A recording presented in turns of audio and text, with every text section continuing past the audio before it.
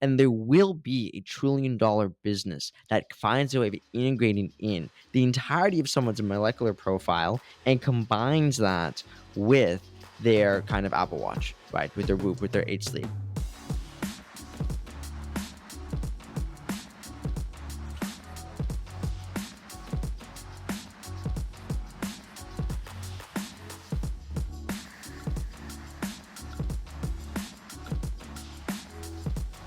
Welcome back to the Fitt Insider Podcast. I'm your host, Joe Veneri. Today I'm joined by Kian Sadeghi, founder and CEO of Nucleus Genomics. In this episode, we discuss the company's mission to revolutionize healthcare through whole genome sequencing. Kian explains how Nucleus is making comprehensive genetic testing accessible and actionable. Plus, we explore the future of preventative medicine, challenges in consumer health tech, and building a breakthrough brand. Let's get into it. Today's episode is brought to you by EGYM. EGYM provides fitness and health facilities with smart workout solutions built on its ecosystem of hardware, software, and partners. But it's more than cool tech. Their connected training experience delivers business results while helping members reach their wellness goals. If you run a gym, health club, YMCA, or any kind of fitness facility, you should check them out. Visit egym.com to learn more. Thanks for joining us. Hey, Joe. Thanks so much for having me. Yeah, man, lots to chat about. As I mentioned offline, I've been following along on Twitter, where you're drumming up quite the interest and some controversy. Maybe we'll talk about it a little bit, but all that to say, I'm personally interested, and I think listeners will be interested to hear about Nucleus Genomics and kind of what led you to start that. So maybe just give us the background on what you're working on, and we'll get into it. Yeah. Again, thank you so much, Joe, for having me. Nucleus, unfortunately, was started by tragedy. My cousin actually went to bed one night and she didn't wake up the next day. And doctors attributed that to a rare genetic condition that can cause sudden death. And interestingly, a condition that if you know you have it, you can actually take something called a beta blocker and reduce your risk by 10x. So already, I think from a young age, I knew some vague notion that genetics shapes health, and moreover, that genetics can actually be very actionable too. But at the time, my parents they just kept telling me every time I asked them, how does this happen? They just kept saying bad genetics, bad genetics, bad genetics, bad genetics, right? Eventually, I learned that millions of Americans have a DNA difference that greatly increases their risk for a preventable disease. And that to me was a kind of amazing statistic in that today we literally have, amongst the population today, people are walking around with what's called a pathogenic variant, something that increases your risk for something like breast cancer, colorectal cancer, or high cholesterol, that they quite simply do not have the genetic insights to know that they can actually prevent the condition. And then what happened over time is I started realizing, wait a second, the cost. This is later on. I did some genetic engineering work and became, kind of more and more deeper into genetics. And then eventually I started working at the intersection of bits and atoms by doing some more computational genomics work. And I saw the decreasing cost of whole genome sequencing. It used to cost, $1 billion to get the entire read of someone's DNA, right? And then a couple years ago, it cost only $1,000. So I suddenly realized kind of to put two pieces together. The first piece is, wait a second, fundamental underlying technology that people use for genetic testing is now different, right? Because unlike older testing companies like 23andMe or Ancestry that looks at less than 0.1% of someone's DNA, you can now look at all of someone's DNA. And in doing so, you can identify all genetic differences that most greatly impact your health. And then I combine that insight with, wait a second, the fact that there are these millions of people walking around. I said, how is it possible that there's not a genetic test in every single doctor office in this country, right? So that was kind of the foundation of Nucleus Genomics, and we're live, and we kind of provide the most comprehensive and accurate at-home genetic test ever created. I think a lot of people might be in this same camp as your parents were, just saying like, oh, DNA and genetics, this plays a huge role in your health. And maybe you heard about the, genome sequencing project, or that we're somehow someday going to have access to this information. But you've kind of jumped forward and said, no, it's here now. How do we kind of make it accessible? What does that look like in terms of making it accessible and hopefully addressing some of these conditions that millions or more people are walking around with every day? What's so amazing is that their model of genetics is still from 20 years ago. This technology of that we leverage to basically give this kind of complete assessment of someone's genetic risk, this technology used to be only in the hands of scientists, right? So it was literally in like basically a research lab for 20 years. And now it's just finally cheap enough that it can be in your hands. And with that, I think comes such an amazing opportunity for genetics to revitalize itself because people sometimes have these weird extreme thoughts about genetics. It's does my pea smell like asparagus and does my mom come from, Europe, whatever. And then it's like, oh, breast cancer screening. And there's like it's just like almost cognitive dissonance in society, right? And that's partly the reason why we separate out this way because there was material technological limitations, right? Nucleus actually combines over 70,000 genetic tests on the market into just one, right? So every kind of genetic test that exists in the clinic today, all the consumer genetic tests, right? They all collapse into a single test. And that means, I think, three main things. The first is it means the implications for your individual health. So your DNA, obviously being the language of life, it means, it's the language that shapes who you are, quite literally. It can basically help predict your future health. So that's the first application. The next is it can actually help with family planning. You can make sure you can have healthy children.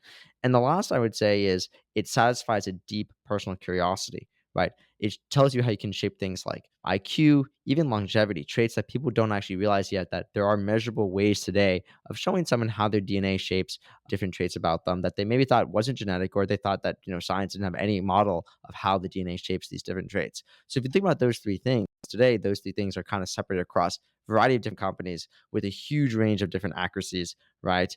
And Nucleus believes in bringing this kind of clinical grade quality, right? The kind that you get from a hospital, but doing that at a population level scale, right? So that's kind of the magic.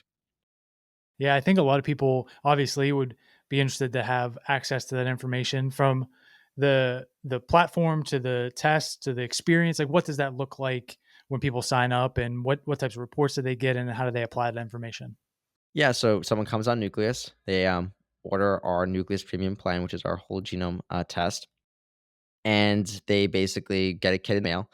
Our independent physician network actually reviews the order, signs off on the order, and they get a kit in the mail. Like an example, the kit's actually right behind me. They open it up, take out a swab the inside of their cheek, take another swab the inside of the other cheek. Super simple, actually.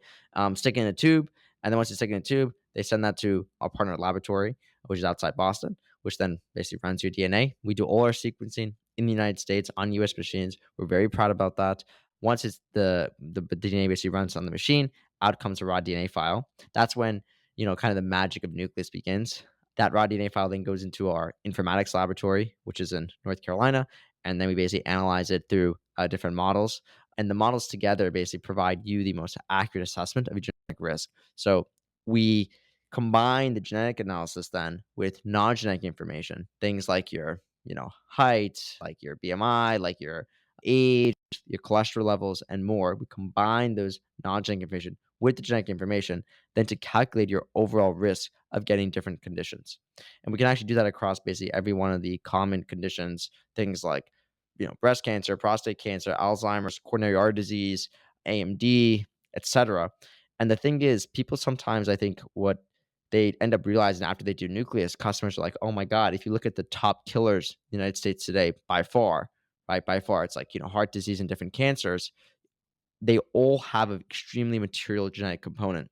So you are sort of flying blind if you don't know your genetic blueprint. You can do all the optimizations in the world. You can take all the supplements in the world, but if you don't know your genetic blueprint, if you don't know literally what the language that has encoded you're missing such a huge component of what is more likely not going to kill you, right? You might more you like you're likely not going to die from a car coming down and hitting you in the street, but you are likely to die of cancer.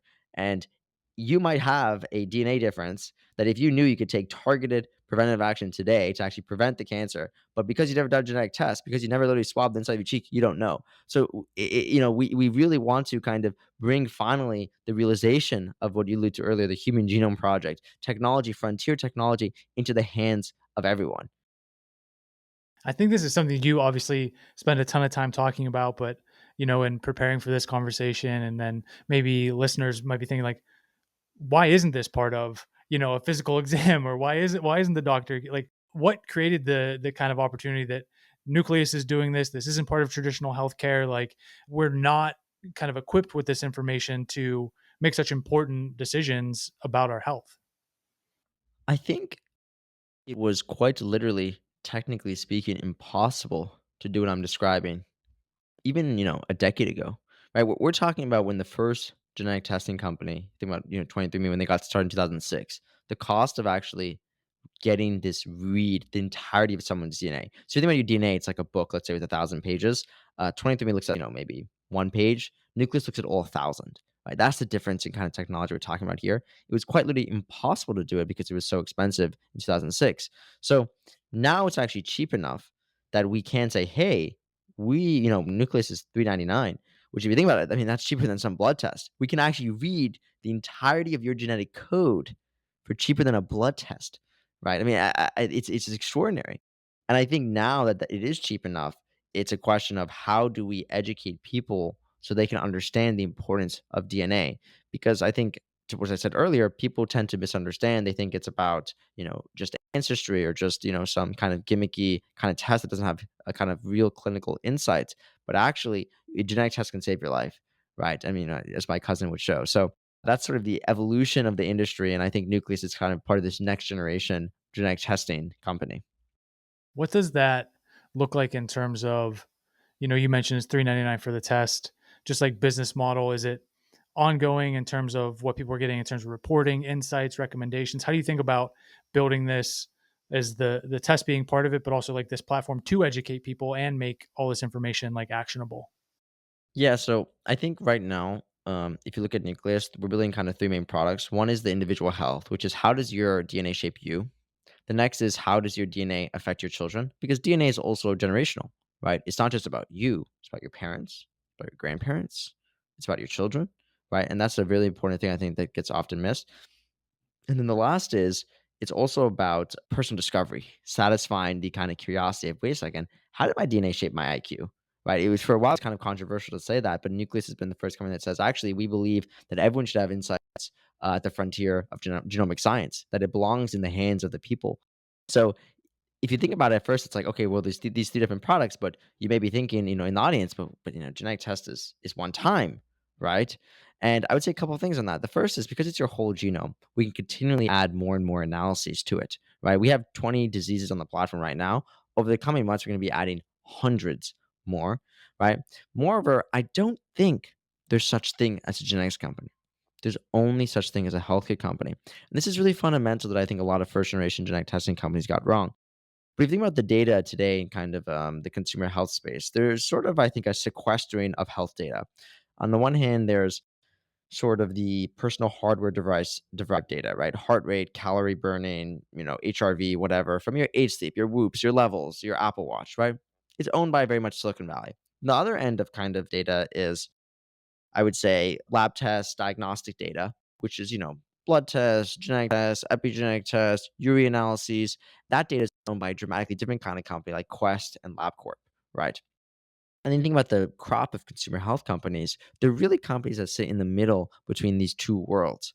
And there will be a $1 trillion business that finds a way of integrating in the entirety of someone's molecular profile and combines that with their kind of Apple Watch, right? With their Whoop, with their 8 sleep, right? So you can think about genetic insights being the foundation of someone's health journey, the foundation on which they can go to more effectively iterate and fine tune their health. An example of this would be like, hey, Kian, as a 24-year-old male living in Brooklyn, oh my God, you had super high LDL levels in your last blood test, right? Oh, actually, that's no surprise because you're in the 95th percentile for familial hypercholesterolemia or your genetic risk for, high cholesterol. We found people with similar genetic sex and age as you saw a 10% reduction in the LDL levels when they did this specific workout tracked on your Apple Watch. Then imagine you integrate in diet in there, right? Imagine all of science has become a real-time actual consumer health platform. You have to wonder today, why do you go take a blood test and have no idea what different metabolites you're predisposed to? Again, you're going in blind. You're going in blind. It's like you're a pilot that doesn't he just has less data. You have to wonder why you go to the primary care clinic, right? You don't even know what diseases am I at risk for. You don't know. Maybe you have some vague memory of your family kind of had something, right? But even so, you may not have any family history and still actually have something encoded in your DNA that can increase your risk for disease. So you have to wonder why are all these things today in the kind of ecosystem? All the data is sequestered, right? They're all in different parts, all in different companies. There needs to be a mass kind of combination of the health data together. And then probably there will be an AI that sits on top and that will flag any kind of molecular abnormality. And already you're kind of winking at this. I mean, one of our investors is, Mateo from 8 Sleep. And I was sleeping on my 8 Sleep one time, and I remember I woke up and it said your heart rate's up 50%. Heart rate up 50%, right? What the hell is going on here? That must be a bug, right? 24 hours later, I had COVID. And I was saying to myself, why is this not integrated? Hey, if something's really up 50%, you should go to the one medical down the block. You should probably get a COVID test, or whatever it may be, right? Whatever, based off all the priors, the model predicts. So this is sort of the grand kind of vision of, I think, Nucleus and really building that kind of elusive $1 trillion consumer health business. Do you see I mean, I agree with you, and I think there's a lot of things that we think and talk about on this show all the time, and right now, everything seems to be happening in silos, like, even if you are tracking various components of your health, well, you're not factoring in food and nutrition, you're not factoring in mental health, you're not factoring in sleep, and if you are factoring in, one of those, the other ones aren't getting captured, and certainly nothing is alerting you in some type of proactive way about what to do about these things. Do you see Nucleus you mentioned like an AI, or a lot of companies right now are talking about like an AI health coach, right? Or a health assistant that is somehow doing this work of prevention and identification, flagging. Do you see Nucleus kind of integrating and being that central hub? Or how do you see those pieces fitting together if it were to be building $1 trillion company? Not to offend any other companies, but a lot of these companies, they use AI because they're hiding behind the fact that they have nothing. So you don't see Nucleus even using the word AI in our marketing because we don't need to, honestly. We look at the most fundamental, literally fundamental molecular blueprint of someone. We need to say, oh, we use AI. One of the ways we think about this is we're playing a different game than the rest of the industry, right? We're kind of, what we realize is, wait a second, whole genome data is like a massive celestial body with a huge amount of gravitational pull.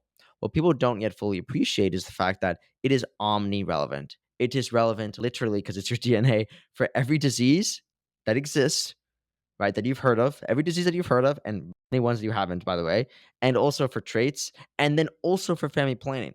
Think about from a single test, it gives you more insights than any other lab test that exists in the world. What I'm trying to take the case here too is like, then if you are going to build Nucleus in the best way, instead of saying, "Oh, I want to build a health coach," it's almost like the wrong framework. It's like, I want to build the best genetics product in the world, and then in doing that, inevitably, what does the customer ask us? The customer asks us, "What now?" You see that? Oh, I have these risks for these things. What now? Well, let's bring in your blood test. Well, let's bring this in. Let's bring in this in. And all of a sudden, you start answering the question in touch with the customer, right? Instead of just building like a coach, like what does that actually mean? Did you actually start from a data foundation? Right? Because any AI model, you need data, right? And we're actually already tinkering with how, if from the output of our genetic analysis, right? We collect also non-genetic information. Can we harness kind of a more fine-tuned model to give people targeted recommendations? Notice it doesn't need to be, I'm going to start with a coach. Again, you're missing the kind of foundational data layer that you need. The coach is almost kind of a very thin layer on top of that, right? Who has whole genome data in the world today? Which company? No one. Not 23andMe, not Ancestry, not Invitae, not Myriad, not Amazon, not Google. I can go down the list. Not Meta, right? Who has heart rate variability data? Commodity. Who has calorie data? Commodity. Who has blood test data? Commodity. Sorry, maybe I'm getting too aggressive on this podcast show, but I'm wild up, man. You know what I'm saying? Like, you think about it, Joe. Like, who? No one has it. No one has it. We're starting from a place. No one has it, but it's the single most consequential lab test that exists in the world. I mean, it's just like there's this cognitive dissonance right now, and we're mercilessly going at it. And sometimes people say, "Oh, like how can a health company also do IQ analysis? How can this and this?" To us, we really believe in elucidating the entire power of the genome. That's not a bug of the platform. That's actually a feature. The fact that, yeah, from a single swab, you can learn everything from, you can satisfy your deepest curiosities on how your DNA shapes your IQ, all the way to, you can actually see what diseases you're going to pass to your children, right? And of course, if you don't want to engage with one of the products, that's fine. It's up to you. But think about it. That's from a single swab. I mean, it's unheard of. If you went back to Gregor Mendel, in the late 19th century, and he was playing with peas, to think we could molecularly go inside and actually elucidate the underlying language of life, it's just truly awe-inspiring. Yeah, it's incredible. And I think you mentioned this earlier, but part of it being like almost educating people in terms of what's possible, what it does, what the applications are. What has that experience been like so far with getting Nucleus to market and getting customers on it and starting to really show what it can do? Like, how much of it is education, and then how are people responding to that? A lot of it is education. One of our missions at Nucleus is to inform. I mean, if you think about the product fundamentally, where the product is, we inform you of your risks. We're all about communications. So for us, we really need to make genetics something that's actually friendly and life saving, right? I think people, again, they have these older 20-year-old models, and we as a company feel as if there's such extraordinary alpha right now, both technically, but also ideologically, in pushing out this idea that, hey, when a baby's born, they should get their DNA sequenced. Every adult in the United States should get their DNA sequenced. It is a table stakes preventive health measure, and it could easily save millions of lives today and also future lives as well, that for people who aren't born yet. So it's a huge part of what we're doing. And that's why I think we're really trying to communicate and engage in a kind of new way for a genetics company too. Right. That's why, we talk about Twitter, right? We try to really engage an audience and to say, hey, actually, you might think you know genetics from 23andMe. You don't. You might think you did a genetic test. You didn't. This is some, frontier science that has only just become possible. The Fitt Insider Podcast is brought to you by our friends at EGYM. This is an exciting partnership for us, and not just because EGYM makes some of the most innovative fitness products out there, but because the entire EGYM team, led by their CEO Philip, is committed to making health, fitness, and well-being more accessible for everyone. And that's a mission we can get behind. By combining their smart equipment with integrated software and hundreds of connected partner brands, EGYM helps fitness facilities stand out by delivering a personalized, gamified workout experience that improves outcomes and member engagement. So if you're a gym or health club operator thinking about how to best serve your members while driving business results, go see what EGYM is up to at egym.com.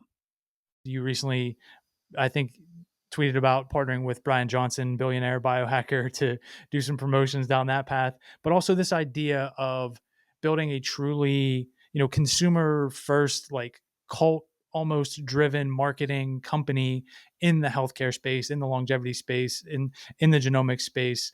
How much of it are you thinking about it that way of just like, hey, how can we really do things almost a complete opposite way that like a quote unquote healthcare company has done in the past? I think that if you look at the most valuable healthcare company in the world today, it's United Healthcare. That is a tragedy. That is a devastation. I mean, United Healthcare, are we kidding me? Right? I like to say that Apple Watch sells more Apple Watches a year than 23 years old DNA kits in the last 20 years. And others I'm getting at here, Joe, is there is a fundamental marketing problem. There's a fundamental marketing problem. And why is that? We can have a lot of theories as to why that may be. We see ourselves as, though, to your point, pioneering a new approach to bringing genetics and more broadly, I think, kind of consumer health to the world. I think Brian Johnson's a great example of this. We're super excited to be partnered with Brian at the upcoming Don't Die Summit in San Francisco. I think if you look at across, like Peter Attia, look at some of these, Huberman, and then, kind of Brian Johnson, I like to say the influences reflect the culture. And it's not just the technology's changed, Joe. It's that the consumer taste has changed. There is, I mean, even the Fit Insider, what your entire podcast is, there is a movement where people are health conscious. They want to build a more preventative healthcare system. They want to have more data. They want to actually take the qualitative into the quantitative, right? All these trends converge with kind of the technical decrease in cost of whole genome sequencing, right? Which then makes it such that partnering with someone like Brian Johnson is such a natural fit because it's the combination of thinking about frontier science and ultimately preventing disease and living forever, right? With the sort of manifestation of the cultural persona of that today. So of course we're going to work together. And of course, I think the next crop of consumer health companies, it's so important for them to meet the audience where they are. One of the problems with sometimes frontier technology is it's technology in search of a problem, right? And the people don't exactly know what to do with it. But of course, what's so interesting about genetics is there was a kind of first generation set of genetic companies. So people have some intuition for it, which you could argue whether it's good or bad or not, right? But they have some intuition for it, right? And usually, it's almost like MySpace kind of Facebook kind of thing. The second bounce of the ball is always much higher, right? So I think Nucleus is going to ascend much higher. And by leveraging the kind of new media age of going direct, engaging with these influencers, and tapping into the inherent movement right now of a massive preventative, a call for basically an entirety shift of healthcare from the sick care system to preventative healthcare system. With that, I mean, of course, I kind of agree, and it's certainly trending this direction. And I'm more so on the side of more agency and access and democratization for consumers. But then you kind of see the pushback, somewhat call it medical paternalism, or critiques of companies that are trying to build a more proactive, personalized future of healthcare. More recently, this has happened with a lot of, call it like preventative scanning, whole body MRI companies. Like the debate over, is this necessary, is this just creating false positives, should people be paying out of pocket for this? And I kind of come down on the camp of like, well, people want more information. They're clearly not getting that from the traditional paths to the extent that they're satisfied with it. If they want to pay for it, like, good for them to be able to go and do this. Are you having to push back against any of that in terms of like traditional healthcare? Or do you even think about, where you sit relative to the healthcare system, United Healthcare's out there? One of the foundations of kind of Western medicine is this idea of the Hippocratic Oath, which is do no harm. And the problem with do no harm is it can also end up kind of manifesting in do nothing, right? Which is a problem, I think. And if you look at the kind of whole body scans or even consumer genetic tests or epigenetic tests, urinalyses, right, et cetera, the fundamental, if you actually think about like the meta-philosophical point, it's a point of we don't want to harm patients, which is respectable. I mean, my dad's an ophthalmologist, he's an eye doctor. I totally understand that perspective. The job of the physician is to not do harm. They don't want to give someone insights that then causes some downstream sort of care that God forbid is the inappropriate course of action, or there's no evidence-based care where the doctor doesn't know what to do. I'm empathetic to that. The thing is though that fundamentally I believe in liberty. And I also believe that people should, if a company appropriately communicates the risk, which by the way, these companies more often than not do, if they do that, like a company like Nucleus, of course someone should have access to the insights, right? Of course someone should be able to say, what does my DNA say about my body? What does my, whatever urine says about me? What does my blood say about me? You should have the right to that. It shouldn't be owned by a doctor, shouldn't be owned by the healthcare establishment, shouldn't be owned by your insurance company. It should be owned by you. So I think part of that though isn't as a company to be kind of like, screw the paternalism, which there is paternalism, is to be a little bit more, I think, careful and deliberate, which is two things. One, how can we appropriately communicate risks to customers, and how can we do a good job actually in doing that, right? Because I actually understand if a doctor, if someone does a test and they're not CLIA accredited, they're not CAP accredited, there's literally no science behind it, and it's kind of just like completely useless. And then they go to the doctor, and the doctor's like, "What the hell is this?" But you look at a company like Nucleus, CLIA certified, CAP accredited, physician ordered, right? I mean, there's a physician version of all of our reports. Everything we do is well cited. Everything we do is so clearly communicated, right? We have genetic counselors on hand immediately if anyone wants kind of further consultation. In other words, what I'm saying is there's a way of doing this such that it's not so much with a doctor, without a doctor. There is the kind of happy medium where you educate, empower, inform in a fully regulatory compliant and scientifically rigorous way while also still giving empowerment to the customer. I think companies like Ezra are doing that. I think companies like Nucleus are doing that.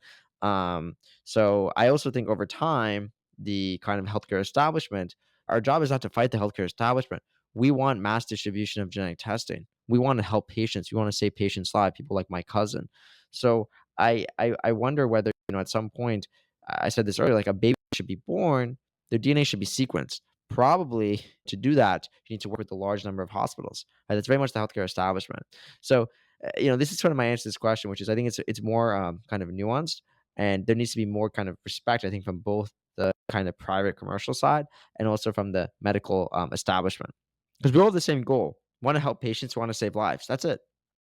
I think that's really well put. And I think that's it can get overlooked, that piece that you're talking about, which is there is a large responsibility that a company like Nucleus takes on to say, we have to do things and maintain our own checks and balances to even earn that right to then go and say, like, how do we fill these voids and improve the system that if you set out to either build it from scratch or circumvent it, like probably not going to work, at least not in this lifetime, unfortunately. Yeah, agreed. It's still fairly early, right, in the Nucleus lifetime here and building the platform. What are the kind of key priorities now? What do you talk to the team about? Like, what are you most focused on relative to whether it's some of the things we talked about today, like the distribution and marketing and education, or are there other things in terms of improving the technology and continuing to build out that platform? Like, what's top of mind for you? We are customer obsessed at Nucleus. And part of that is we want to provide as many rigorous, high quality, and informative genetic insights that exist. So, one of our key goals over the next several months is to dramatically ramp up the number of analyses we provide for, right? As I mentioned earlier, we're going to be providing hundreds of more disease analyses. We're going to be building out kind of those just three different products that I'll into the individual health, the family planning, as well as the kind of more curiosity kind of traits, right? We also then at the same time, like parallel to so if you think about it, right, like in doing like let's say like you're CEO of Nucleus, I know something about that, and you want to bring a product to market, right? What does that entail? It entails science, it entails clinical genetics, it entails communications, right? Scientific communications, it entails marketing, it entails UI UX, it entails operations, both kind of the sense of like clinical operations, like diagnostic operations. There's regular and also like kind of customer service, whatever, and then there's also regulations, right? I don't think I repeated anything twice, though I may have, but I don't think I did. And to think about how complicated that is, right? This isn't a traditional, just purely software business where it's just like, oh, okay, like we just program this and push it out. There's so multifaceted and complicated. So one of our missions, though, is to bring the speed without sacrificing quality, but bring the speed of a kind of a software business to healthcare, right? One has to wonder what has happened to these other genetic testing platforms the last 20 years. They haven't changed. In fact, they probably regressed in some ways, right? How can we make it such that 2 years from now, someone comes onto Nucleus and they're like, oh my God, this is by far the greatest health investment I've ever made in my entire life. That is the ambition, right? So that's kind of the things we're thinking about. And I always think, it starts with what the customer wants and then kind of everything builds back from there. And also sometimes, the customer might say, I want this thing. And then we kind of alchemize it with our own imagination, with our own kind of vision. And then we make something even better that delights, right? But that's sort of the way we sort of think of this balance of customer demand and the alchemy that is productizing science. Yeah, even this might be just like purely cosmetic, but just to the point of speed, I think I've seen maybe two or three versions of the website since I've started, going back to it, clicking around, and what that onboarding and journey might look like. So it's definitely evident from the outside. Yeah, yeah, we changed the site around a lot. By the way, Joe, have you ordered a kit yet, or what's going on? I have not, but it is on the to do list. So Perfect. I'm excited about it and really piecing it into that overall, just like view of my health. And certainly I have that curiosity of like all these things that I'm already tinkering with and experimenting with, and frankly, investing a ton of time and money into that, am I just going completely in the wrong direction here? So I'm interested to see how that plays out. And that's why I think Brian Johnson is such a great partner for Nucleus because if you think about all the different Brian Johnson fans, we really are about kind of optimization and we really think about data, data, data, data. How can we start measuring? Genetics fits in perfectly to that, but it's actually often overlooked. People focus on, diet, lifestyle, exercise, as they should, of course. But then we know across the largest killers in the country today, they all have this material genetic component, right? So there's a huge part of the puzzle that's going unnoticed. There's a huge thing that we could measure that we're not measuring. So I think that's why part of this kind of broader optimization, health optimization. It's such an amazing partner, and I actually can't wait for that summit. I think it's a couple weeks from now. It's going to be so exciting. Are you going to go there by any chance? You going to the I'm not. summit? I wasn't able to make it. I've been obviously keeping up with what he's doing and like the dinners and the build up to that, and thinking about when I saw that you tweeted about that in that partnership. It's like it opens this door, like you said, to really find not only the partners that then unlock access awareness among those audiences, but it's also like look, timing and I don't want to call it luck, but just like really great timing that like this trend is where it is, the interest, the availability, like the technology has to line up, the interest has to line up, the consumer demand has to line up in such a way that like, when you think about like the Twitter audience and the spaces and then Brian Johnson, the summit, like the that demo persona is like right there. And for them to be the kind of first movers, prove it out, help add to the data and the analysis that you're already doing, like a lot of things are lining up super favorably. So it's really cool just to see how those things are coming together. I agree, Joe. And if you actually look at it, Brian and Balaji are also part of the network state. I'm not sure if you saw that. And, I tweeted to Balaji, I said, hey, we kind of need a genetic baseline of people's health so they can more kind of appropriately optimize things. If we're going to build a new society, one that's kind of, I would say, technologically built from the ground up, right? We should probably in this society sequence, every person that's involved.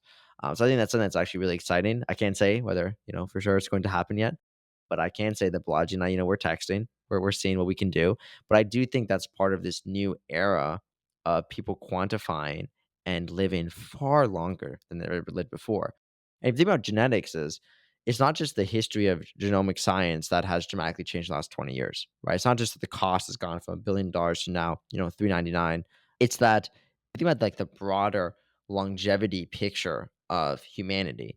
So, think about vaccines, antibiotics, right? Did these things cause, post-industrial revolution, dramatic changes in lifespan. And we have to wonder though, as a society, what's next, right?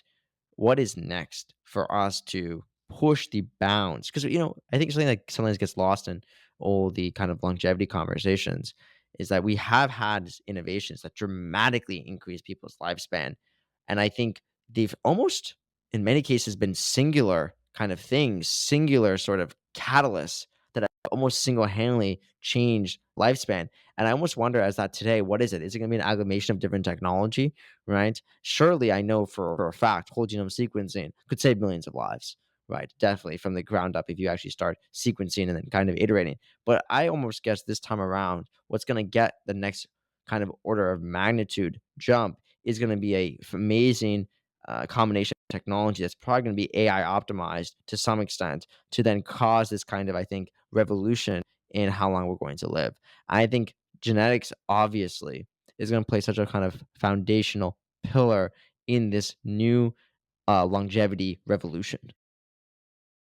Maybe one more question before we get you out of here. Just thinking about, the work that's been done to date, what it might take to get to this next level as you think about integrating the DNA sequencing, the platform, the impact on longevity, the opportunity that's in front of you, kind of launched in the announcement, whatever the timing of this was, had raised $18 million. Obviously, Peter Thiel's Founders Fund and Alexis Ohanian and Mateo, it sounds like from 8 Sleep and some, I'm sure, other great folks in there. How do you think about scaling, profitability, raising, like just financing, all the things that might go into that? Do you have kind of like a framework you're thinking to this from, or are you still kind of playing it out as you continue to grow the company at the early stage? Yeah, I think I do have a framework. I mean, and it's a very classic kind of model for startups, right? If you look at like Tesla's master plan, it's very similar. Sequencing is the most expensive it will ever be today, right? It is by far the most expensive. And then if you look at the next 20 years, nucleus will look extremely expensive, right? Which is what's so amazing. Give it 10 years, the cost of sequencing a human genome, it's going to be nothing, basically. It's going to be negligible, right? And so we're very keenly aware at Nucleus that the economics for us are just going to get better and better and better. And that is I like to say also the business model shapes the strategy, right? We're a subscription for good reason. Not only because we think we can provide customers with insane value. I mean, just look at IQ already. We think we go well beyond that, but also it's because we're hinting at something much more fundamental, which is, hey, this is actually not a genetics company, as we'll see. So all these things together, that the kind of improvement in the genomic economics, coupled with the fact that we're really a healthcare company, a consumer healthcare company, they're all going to alchemize into shaping kind of the entire direction of the company. And then I would say one more meta point, which is you can make this argument today that AI is going to kind of make everything a commodity, right? The only alpha that's going to be left for companies is proprietary data sources, right? Large proprietary data sources. I think obviously the amount of good we can do for our patients with a large whole genome database is extraordinary, right? people actually often come to us and say, can you, cure cancer? Can you cure Parkinson's? Right? We actually can if we have enough data. We can do that. And to be clear, we do that in a way that's extremely thoughtful and deliberate and high agency, right? We don't ever share anyone's data, period, without your explicit consent, right? We're under HIPAA, right? We have very, very, very serious delineation of the genetic data from other protected health information, right? There is a customers though who do choose to opt in to use their data for research. And if you think about it, wow, a whole large whole genome database. I actually think we can make preventable diseases a thing of the past. And this is something that if we can make preventable diseases a thing of the past, I mean that's probably one of the most foundational kind of. I mean, you're basically saying we're going to stop people from dying. I mean, it's literally don't die, right? So all these things end up touching with financing and kind of scaling up Nucleus. I always believe with startups is like you have to get the big things right. If you get the big things right, you can actually everything else will actually eventually fall into place. And I think one of the most upstream things is sort of a foundational generational platform shift in technology. And Nucleus has that. The fundraising, the scaling up, the marketing, everything is downstream of us productizing this amazing technology, right? So inevitably, it's already baked into what we're doing. We're going to crush it, Joe. We're going to absolutely crush it. It's awesome. It's super excited to see all that come to life. It's one of the reasons why I wanted to have this conversation today. And now, as you're talking about it, almost in the future, come back to this and maybe have a follow ups to this in the future as it continues to evolve, because we'll certainly be keeping tabs on that and sharing the updates and everything with the audience as they kind of play out. But for anybody who's listening to the conversation today, wants to learn more, order a kit, just check out and keep up with what you have going on, where would you point them? Mynucleus.com. We'll get that and all the other various socials and updates and everything linked in the show notes here. But super excited about this conversation. Really glad you were able to make some time today. Thank you so much, Joe. Had a lot of fun. Thanks for listening to today's episode. If you got value from the conversation, please consider subscribing and sharing the podcast with a friend or colleague. It's a massive help. And if you want more content like this, including news and insights on the latest industry developments, subscribe to the Fitt Insider newsletter at insider.fitt.co. And one more thing, you can learn more about our recruiting and consulting services at fitt.co. That's FITT.co. I'll see you here next week.